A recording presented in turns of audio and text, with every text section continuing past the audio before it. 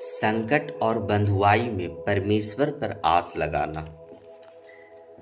जैसे हिरनी नदी के जल के लिए हाँफती है, वैसे ही हे मेरे परमेश्वर, मैं तेरे लिए हाँफता हूँ। मैं परमेश्वर के लिए, हाँ, जीवित परमेश्वर के लिए प्यासा हूँ।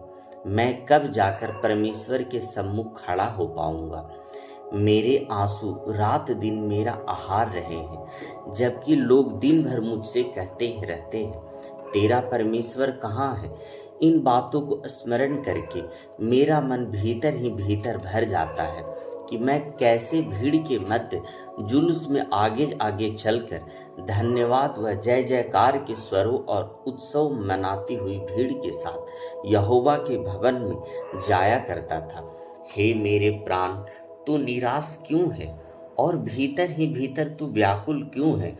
परमेश्वर पर आस लगाए रह, क्योंकि उसकी उपस्थिति रूपी सहायता के कारण मैं पुनः उसकी स्तुति करूंगा। जो मेरा उद्धार करता मेरा परमेश्वर है। हे मेरे परमेश्वर, मेरा प्राण भीतर ही भीतर व्याकुल है।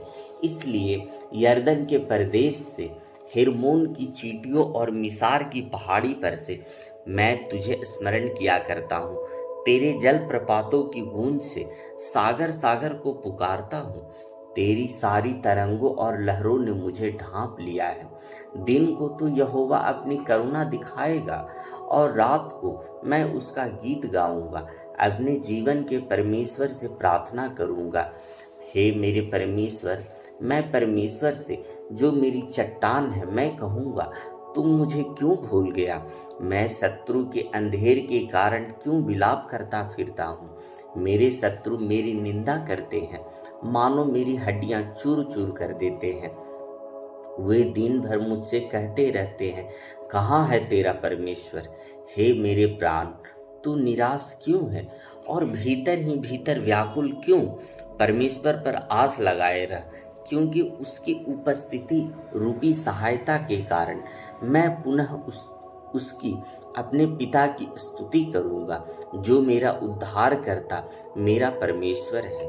प्रभु आमीन।